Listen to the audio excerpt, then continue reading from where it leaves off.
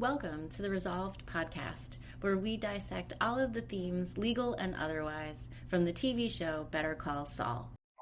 I'd like to welcome to the show today special guest Stephen Herrera. We just met earlier this year, but we've become fast friends, and I'm going to turn the mic over to you to introduce yourself to the audience. It's great to be here. To start, this was the first episode of Better Call Saul that I've ever seen. So it was a learning experience in a lot of ways. As a law school grad, and it felt like a re-education of some things, but it also felt like a cool intro into what is apparently a fantastic show. You're all kind of there ahead of the curve on it. I sell eDiscovery. I have a background in business development and marketing for law firms, but then I pivoted into eDiscovery. And I've been able to meet some amazing people over the past couple of years, especially through LinkedIn, you being one of them. And I'm excited to just keep going through LinkedIn, these conferences, and all the amazing ways that we've been able to meet each other and other people. Yeah, absolutely. I'm actually recording this from IBA Miami right now.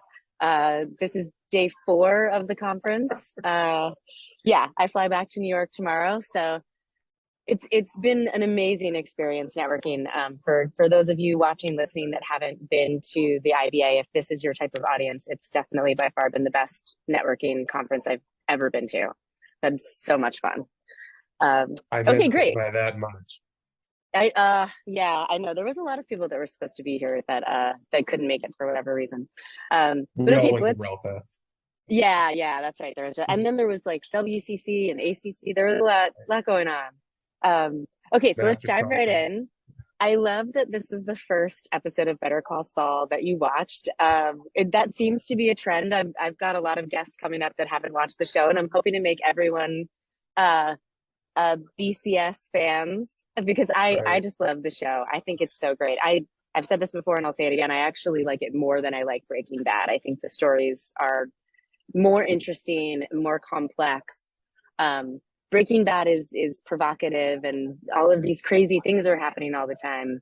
But Better Call Saul is realistic in many ways. That's the first time I've heard you say that you prefer it to Breaking Bad.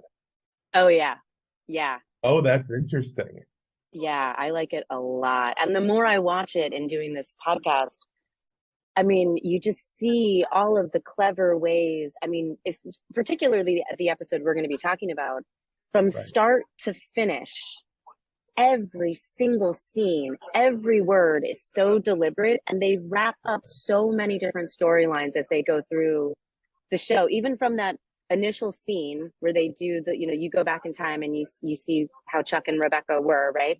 To the very end in the courtroom, right? Where now Chuck has to showcase the one thing he couldn't tell her before. I mean, it's just so beautiful. So beautiful.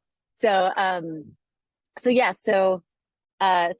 this episode is Chicanery. It's season 3, episode 5. And this is the episode where Jimmy finally has his hearing with the New Mexico State Bar to find out if he is going to be disbarred for breaking and entering and I guess assault. No, tampering with evidence, I think, was They said assault multiple times. Oh, yeah, they did say assault. That's right. They did. Which is interesting. Yeah. And also, too, I mean, I don't know if you went back and watched some of the episodes before where you can actually watch what happened. Because I think in this episode, they really do, through the flashbacks and through the other conversations, they remind you of everything that has happened, right? Leading up to why he's going to be disbarred.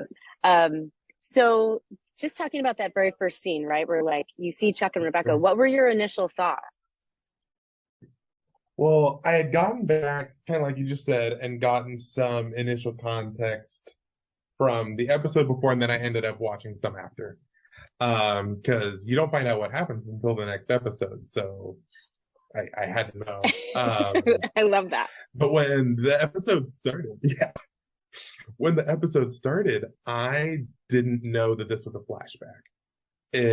I love film, so it had kind of a lighting setup and kind of the hazy memory cinematography that's pretty common to a flashback, and I kind of wondered if that might be happening, but I wasn't sure. Obviously that got confirmed, but it was kind of shocking to adjust to a different version of Jimmy slash Saul than I was used to coming straight out of Breaking Bad. Mm-hmm. Similar mannerisms, but a pretty different guy. So watching that and kind of this relationship unfold helped me through the rest of the episode, even as a first time viewer, to have a basic understanding of what's happening. Yeah. Yeah. And I love when Rebecca turns to Chuck when he goes to like do the dishes and she's like, he's become a respectable member of society, right? And then of course, as you get through the episode, you know, I mean, he is and he isn't, right? Obviously Jimmy, Saul, he does a lot of things that are unethical, right? And he rationalizes them in different ways. But he also finds himself in really difficult situations, sometimes, completely out of his control or not his doing, right? They're not a result of some other thing. But I also love when Jimmy turns to Chuck in the beginning and he's like, are you sure you want to do this? And I'm paraphrasing.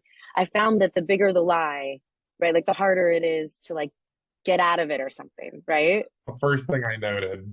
That was the first thing I noted. Because it's so true. And oh, does his life get upended by that truth. Right? And it was kind of fascinating to watch. I mean, you have the stereotype of attorneys as pretty driven by hubris. And it was kind of cool to see that happen throughout the episode at different points. Chuck thought that he could go through the dinner unscathed. He thought that he could testify in his own behalf. He thought he could do all these things with impunity.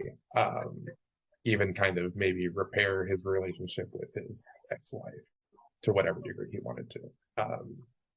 Interesting to watch. Yeah. And even it was also interesting how he kind of collected himself after he chucked the phone. Yeah, right? Where, and that kind of snaps. That's a really good point you bring up too, because when in the beginning, Jimmy's trying to convince him not, to tell her the truth, and he doesn't listen. Right. In the courtroom, Howard is trying to convince him that maybe he shouldn't testify. This could be bad for the firm. This could be bad for all of us. And he doesn't listen. Right. Rebecca offers to leave and not stay, and he doesn't listen. Right. Right. Because he thinks, and also too, when he's on the stand and the state is asking him questions, and he says the comment he makes about how the medical industry, sometimes the medical field needs to catch up. So he's saying that he knows better than doctors. Right. And he just knows everything, and he knows everything better than everyone else. And I also love, he's like, when he's practicing, he's like preparing, right? And I know he's talking about, like the law is too important. Meanwhile, he's been hiding and not telling the truth. Yeah. Right. And, so it's just, I love how it's always this dichotomy of like, not even good versus evil, but just like, people are complex and complicated, and they can make themselves believe almost anything. Both of them. Yeah. I mean, it's because it makes me think of how they even started the episode, Jimmy kind of begging him to either tell her the truth about it, or not do the dinner, or any version that will protect Chuck, because even with the small amount of context I have, you see both in the version of Jimmy and Saul, whatever, in El Camino and in Breaking Bad and now in Better Call Saul, I do see this conflicted person who now I know gets up at 5 a.m. or got up at 5 a.m. every day to go get that one newspaper his brother needed. And is even there trying to protect him, protect his reputation, take care of him. So it's difficult to see how the bitterness hits them both in different ways. Yeah. Yeah. And that's what I really love about Jimmy's character. And every character in the show is doing this in their own way, in their own timeline. But he's really trying to be a good person, like his version of what good is. Right. Like the whole reason why he got himself into this mess is because opportunity, right? He found himself in an opportunity where he could, and he was furious at Chuck for taking Mesa Verde away from Kim, right? And so in his mind, this was the kind of karmic result, right? And I talked about this on the last episode with Jerry too, how it's like Jimmy can take all of Chuck's BS, but what he cannot abide is Chuck hurting the person he cares about, right? And even that in and of itself is like, there's qualities of integrity in that. Right. And I don't want to skip to the end of the episode, so I'll reserve that for later. But there are too many things where I just want to hop ahead and be like, that's exactly like when this happened at the end of the episode. Let's go straight there. Yeah, well, we can bounce around. Feel free. I was only going to say that it's kind of painful even to see his complete shift from the person they were talking about who took care of his brother every day to the one who's basically saying, this is no longer my brother. Like, you see that beginning of the episode where they're so close, he's going to do anything he can to protect them too. And Chuck has done him wrong by now. I mean, I thought it would be a little more open and shut when I was kind of reading the background on, oh, he did do it. Right. He did mess with the evidence. Like, yeah. My kids are in the background, so you can hear it. Oh, I mean, hey, I'm at a conference. We've got Bosley running around. And I love that you brought that up, because one of the most poignant scenes, I think, in this episode, I mean, they're all just so good. I love this show so much. But one of the most poignant scenes is when Jimmy and Kim are standing by the vending machine and he's eating the chips. Right. And you can almost see, like, around his eyes are a little red. He looks sad almost, but resigned. Like, almost as if simultaneously the weight of all of this is on top of him. And he knows he's about to release it as well, because he knows exactly what's about to go down, right? Like, that's why I also love in the beginning that really quick scene where he stops by the vet and he says he needs somebody with a light touch, right? Right. And so he knows exactly what's going to happen, and he knows that he's going to hurt his brother. Right. And he knows that this is going to be a line in the sand. Right. But he's so fed up that he can't take it anymore. And I don't totally blame him, which it was wrong. Like, it just was wrong. But you think of, if the law is so sacred to his brother, he's practicing when he's not potentially competent to practice, and covering it up, and even saying that he's exaggerating these symptoms to get after the real villain. Right. Yeah, I know. Gaslighting Jimmy a little bit, like. Yep. Yeah. And it's also so beautiful, because as he's admitting that he, he's pretending that his symptoms are worse and his issues are worse. That's exactly, he did the opposite of that with Rebecca.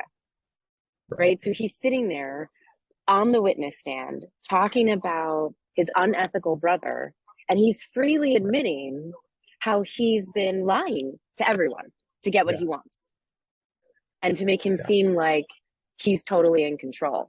And I also love how I'm like, I need a better word than beautiful or love, but I can't help it. I just love this show so much. But there's also a moment too where Chuck says, I can't get enough of it. There's a moment where Chuck says it doesn't cause that his disease doesn't cause him any physical pain. Right. And then in every single episode, though, you see that it does cause him physical pain, which obviously would affect his ability to think clearly, because when human beings are in pain, you have a very hard time, staying lucid. So yeah, I just love all the hypocriticalness, all the hypocrisy. Right. Yeah. Right. And he even ends up saying on the stand that it does cause him this physical pain, but he's so strong that he can, kind of implies that he's so strong he can, like, withstand it. And you're like, no, it's always there, but I can handle it. I can take it. kind of defying himself almost, uh, like even going back, like when he was when he went to the vet's office, my head is in a place of Breaking Bad. I'm like, okay, so the vet is a meth dealer. What else is going, like, are they going to give it to the goldfish? Like, what's about to happen? I'm expecting something insane. Right. And when he says, I need a professional, he said something like, not a 15-year-old, like five-fingering Katie from the mall or something. So I'm not thinking that it's literally contrasting two types of pickpockets. I'm thinking, Right. oh, this guy's gonna murder him. Like, he's gonna have his brother murdered in his house or something. So when his brother's working in his house later, or a little bit later, and like rehearsing, and then hear the knock, I'm like, here comes whoever Oh, to wow. axe the brother. That's so Uh, interesting. yeah. And now it's more obvious, but Yeah. Well, and also too, it's like, I guess, you're talking about like what's realistic and what's not realistic. I can't imagine that in real life, if Jimmy did that in a courtroom, that the state bar would, I mean, you've obviously seen the next episode, right? You know what happened. yeah. Do you think that that's realistic? Now let me clarify. You think they would have completely disbarred him, or you think they would have let him off completely? Uh, I wonder if they would have even allowed all of the, and also because the title of the episode is Chicanery, like all of the chicanery in the courtroom, right? Having the phone Oh, be placed on Chuck, right? Because the one really clever thing that Kim does in this episode, or they're both Kim and Jimmy, right? Because they worked on this together, is yeah. they wanted to make it about the relationship between the brothers and take the focus Right, off of the act of what right, happened, right? And so I do think that's very clever, especially when Jimmy starts cross-examining and he's like, in order to understand me, you have to understand this right. relationship, right? Um, but I don't know if a state bar would let someone off the hook. Oh, I agree. I had a hard when he said he only got 12 months. I was like, really, really? Now, on the flip side, we've all read some wild, and I mean wild stories, like above the law, wherever you fancy to read these things, where they don't even get 12 months. So like, Yeah. I mean, because and it was interesting, and I wrote down the ones they went for 16102 for conduct a lawyer knows is criminal.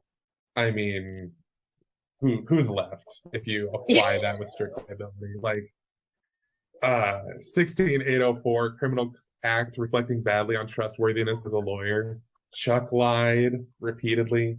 Am I thinking this, like they called him Chuck, not just Charles, right? Yeah. Yeah. So Charles Okay, okay, McGill, but then they call him Chuck. Yeah. okay.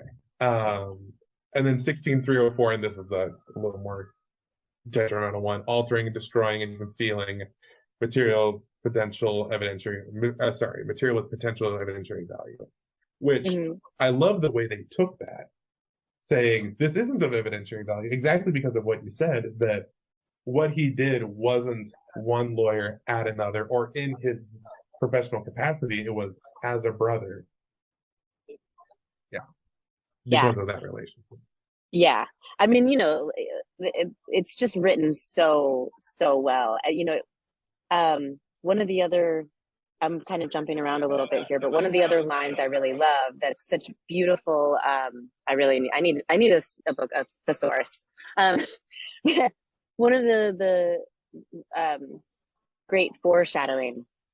So when Howard and Chuck are in the courtroom and they're chatting, and you can see that Howard clearly has reservations about Right. Chuck testifying. And then of course, nobody can tell Chuck what to do, right? And as Chuck's leaving, he says how he wants Jimmy to be disbarred, and he says, "Let justice be done, though the heavens may fall." Right. And he's talking about himself, Right. but he doesn't know it yet. It's so fascinating how in literature foreshadowing, or like kind of a curse, whenever someone curses another person like that, it usually ends up hitting them. Right. And something I love about Breaking Bad, and now I can say Better Call Saul, is how almost like classical it feels in a modern, but in a like very modern context. Like the rises and falls of certain characters follow pretty traditional arcs but in a creative way with a new Yeah. spin that somehow you still don't see coming.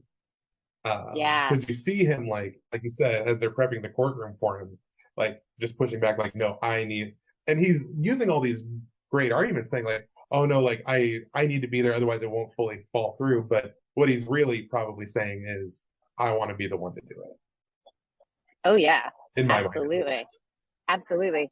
And it also just hit me how even more poignant that line that Jimmy says to him in the beginning about how the bigger the lie, right? Like the Right, harder you right, fall. right, I mean, right. it just, yeah, it's just layer upon layer, right? They do a Which great job. they do. And also too, that idea of like layer upon layer as you kind of get deeper and deeper into this, that's also, it's a parallel for what Jimmy's been going through True. in his relationship with Chuck, right? Because he was taking care of him and he was doing all of this, and then just the more that as Jimmy starts to succeed, Chuck almost hates him more and more. You start to learn that how Jimmy became the person he is was actually by watching all of these people take advantage of his father, and his father would never listen to him, that he was being taken advantage of.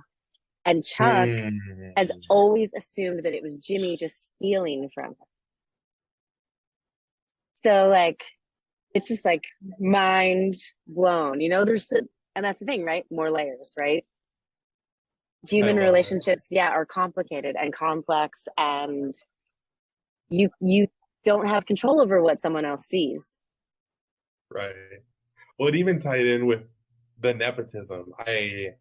That was the first thing that kind of hit me when they were talking about the law firms. Like, well, who's the other? Is it Higgins? No, Hamlin. Who's the other Hamlin? Oh, it's his father. So, and of course, you know from there who's going to be the one that kind of, and even framing it as derailed Jimmy's life. That anyone else would have taken him on except his brother, who hates him and would do this to him after everything. Yeah. And even and at the beginning, I kind of go in knowing that Jimmy, Saul, whoever has always a great motive that at least he'll share, but like there's more going on. Like he's at least a little bit at fault usually. So even there, kind of knowing that he, like, yes, he probably should have gotten a spot, but has probably had, and this is what, season 3, I'm sure it's been 3 seasons of mayhem to some degree or another. Like it's hard to imagine that I'm entering in on 3 years of Saint Jimmy to, oh, why is my brother doing this to me out of nowhere? Like and even kind of hearing on the tape and listening to them in the testimony prep, like talking about like, oh, this wasn't calculating, this was just brothers. Yeah, it helped. Even always reframing Jimmy as a character who's always, you're learning more about him and why he does what he does. Yeah.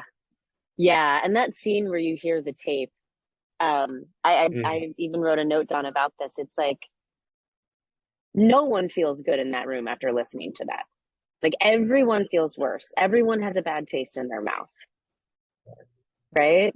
Which is also, that's the sense and emotion that I get at the end of this episode as well, right? Like you're kind of just left, at least I was left with this sense of emptiness. You know, right, like right. You don't know in the end of this episode if Jimmy will be vindicated, right? You're watching the demise of Chuck.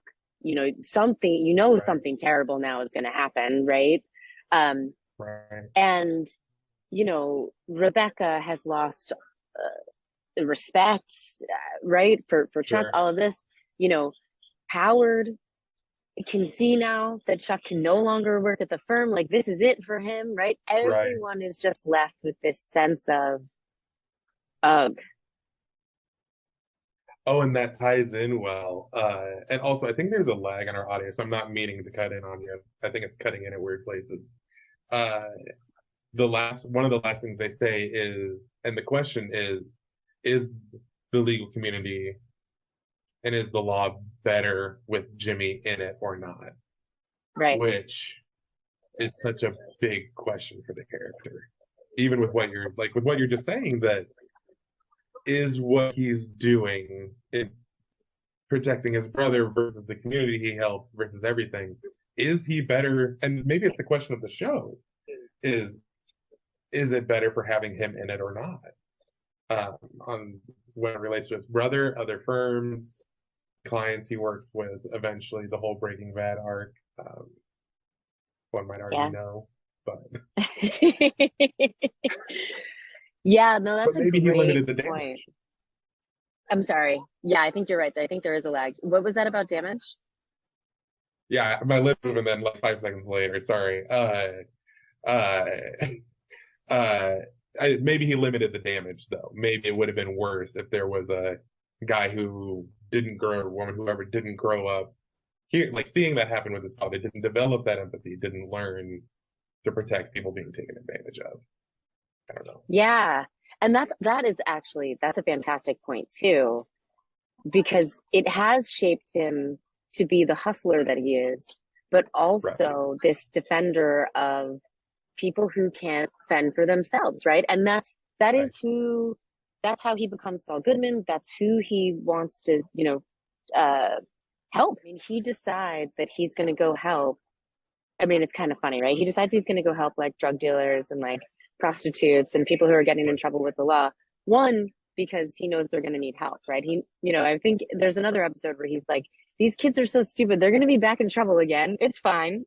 You know what I mean? So it's self-serving. And there's also an aspect of it of he can't really help himself. He wants to help the people who are being taken advantage of. Yeah. It's a great point. Right. And it was cool to see kind of their lives as lawyers contrasted, like when they got into Charles's testimony, when you saw Charles come in on it, like I think it was a Jaguar he was driving. You see kind of his prep for his statement, like very refined, has a very high view of himself, probably is not working with the marginalized of society. And you kind of get to see, I don't know, you see one framed as so high above and one framed as so low.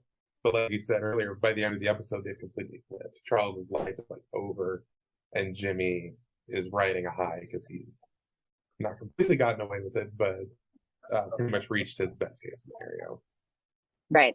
Yeah. Yeah, it's true. This episode really is the culmination of their quite toxic relationship.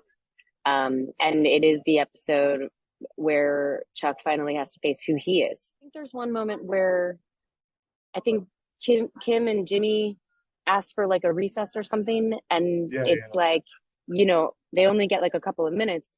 And then as soon as Chuck asks, it's 15 minutes, no questions asked. Right. I did catch that. Where it's I like thought that was interesting because no, go ahead. No, go ahead. I was just gonna say, like, it happens right after they asked for that recess and said, "Okay, make it fast." Right. Like, make it fast. But he just has this different perception, and and part of me wonders, it's brilliant of Jimmy how he takes it completely to the floor. But I also wonder, and I know this is getting very meta about it, but to what extent Jimmy could have done it another way, but chose the strategy where he kind of takes Charles down to his level. Yeah. Because it's interesting. I remember when I first watched it, I was like, oh, that's a clever angle. Because I was like, how is he going to get out of this? Right? Howard was there at the house. There's a witness to what he did. Right. I mean, it's interesting too. It also shows you, because some of the charges against him, right? So if you actually watch the episode where this altercation happens, if I remember correctly, Jimmy has to break down. Jimmy kicks in the door, but it's because I feel like if I remember correctly, it was because there was something like going on at the house where there was something wrong. So he like Oh, It, really? yeah. So, everything in different ways, everything around Jimmy and everything around Chuck, it gets just a little twisted. It's not quite Right. the whole truth. It's the truth that they want to put out into the world. Well, it's so funny that they even said like, oh, he kicked in the door, started doing all these things, and then eventually he became so much of a risk that we had to intervene. We had to step in, Right. almost turning themselves into kind of like saviors of like, oh, we even like went so far as to protect Charles and we stepped in to help him, and just casting Jimmy in that light when Jimmy's been the one helping him all along. Right. Jimmy's been the one protecting him since. Yeah. Um, I thought that was interesting, and even I cringed a little bit when Rebecca walked in because when he kept asking like, oh, has the flight arrived? And I only know so many characters from the show just based on the episode, and I'm just thinking like, oh my goodness, it's going to be her. And I thought it was going to be a little more dirty than it ended up being. Like I thought it was going to be like him trying to very explicitly embarrass him in front of her, or like make her answer or get on the stand or something. Um, so that was a little painful and awkward too. Like you said, the whole no one walked away from the episode thinking, "Oh, that went great." Yeah. Which is also, I think that I think it's done very deliberately that everyone feels terrible at the end of this, right? Because Right, you're watching the demise of a career, of brother's right, relationship, um, and also you're watching from like a mental health perspective, you're watching right, someone fall deeper and deeper into mental health issues, and there's right, no one left to help him anymore because he's pushed right, everyone away, right? right, Like, you know, uh, Howard still has affection for him and cares about him greatly because he's known him for so long. But Chuck has put himself and put everybody in a position where now right, there's nothing left to do, right? Like Chuck absolutely has to right. retire because there's no coming back from this. Um, but yeah, so uh, just as we kind of start to like get to the end of this episode, what were some of like your maybe like your favorite scenes or some key Oh takeaways? Is my. there anything you haven't shared about the episode that you want to share? Oh, I'd say a couple things. One, and this is kind of hopping back, I had a completely different take from you on when he walked away from the vending machine, and that's probably largely due to this being the only episode I've seen. So, not disagreeing. Um, when he walked away from the vending machine, and I saw this in Breaking Bad, he gets this look sometimes of like Jimmy kind of goes dark. Like he's gonna go do something bad. And Yeah, I think it's similar in that he's kind of like you said, resigned himself to it, but he gets this kind of and the actor's great. Bobby, I'm trying to remember his name. Bob Odenkirk. That's it. He does this great job where as he's walking and eating the chips, I'm like, oh, he doesn't care. I mean, he cares, but like he's gonna do it. Like whatever he's planning, it's about to happen. And I thought it was interesting kind of seeing him take control of the situation, which is something he didn't do a lot in Breaking Bad. He, to me, usually felt like kind of the hand being guided by Walter White, that he was kind of a tool used by him most times and even intimidated by him. But seeing this Yeah, other version of him where this is his playground, this is where he's in control, this is where he kind of sets the rules. And it was painful to see at the end when Rebecca came back and asked, oh, can you help him? Like, because you see that picture of her knocking and knocking and Charles just on the floor holding himself. And you know that so many times before it's been Jimmy sitting there holding him. And it makes you wonder, like, especially like you said, from a mental health standpoint of what could have gone differently to keep us from getting here, yeah, where Jimmy was the single point of failure. Like it's kind of like I know she blames Jimmy, but as the only surviving relative, he is like the only person that can really help Charles. And a person can only by themselves without community like take on so much. So I think it's easy to try and pick a side between, oh, did Jimmy fail him or did Charles push him away too hard? But like you said, like there are other people around that can and should step up. And the main thing aside from that was just watching the typical lawyer hubris of I'm going to represent myself. All the things we are told a million times not to do, but we end up doing anyways. I'm going to handle this myself. I know what I'm doing. I need to be the one in there. No one can do it better than me. And then after all that, he ends up snapping. And I was shocked, but also not when right after his snap, he said, I lost my train of thought.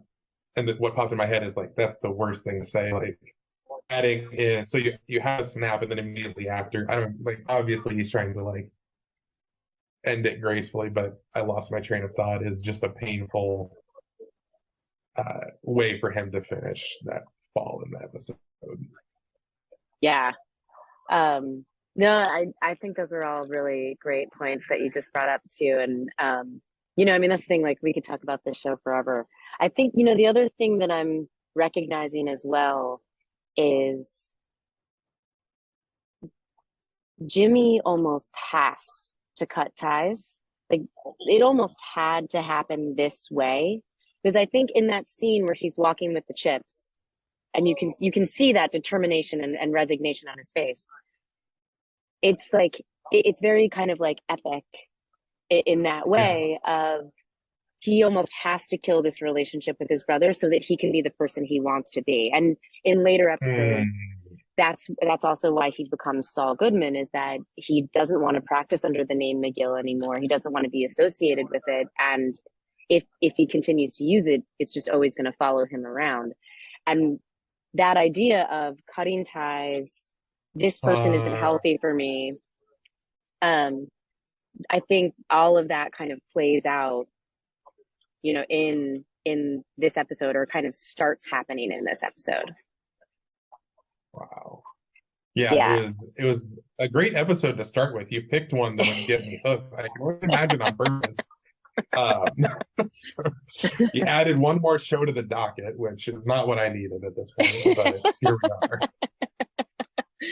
Yeah, I mean, it's funny. I think the latest new show that I started was oh my God, Severance. And then I was like, I haven't watched because it. Yeah, that one is really, really good. But usually what I do is it's funny. I tend to not take on new shows. I just rewatch the shows I love over and over and over again. Like at this point, I think I've watched Schitt's Creek all the way through like 10 times. I'm like, this is getting a little bit obsessive. And with Better Call Saul, yeah, I mean, some of these episodes now I've seen 6, 7 times. So like, I'm a big fan. Well, this has been such an enjoyable conversation, and I love that we got to talk about this episode because it really is just one of the greatest episodes of this season for sure. So thank you for it's been great being on. It's been great having being here. Thank you for having me, and thanks for a great introduction to a new show. Oh, I don't know if I can totally say thanks. I don't have the time for a new show to be saying thanks, but I appreciate it regardless. Sorry. Like I said, a good problem to have. Yeah, exactly. Well, so yeah, is there any kind of parting words that you want to share with the audience? Can they find you on LinkedIn, that kind of stuff? Yeah, absolutely. Once you have this on LinkedIn and everywhere, I'll throw it in the comments. Like I said, I'm a business development executive in eDiscovery. Love to, more than anything, take a consultative approach, not looking to just make a sale. If you have questions, something you need clarity on, don't hesitate to reach out. I love it. I can attest to that. Thank you. Thank you so much. This has been such a great episode. And yeah. Thanks for joining another episode of the ReSaulved podcast. If you'd like to be a guest, please reach out to me on LinkedIn. I'm under Kalina Leopold, or you can find me on social media at Classic Kalina. And remember, it's all good, man.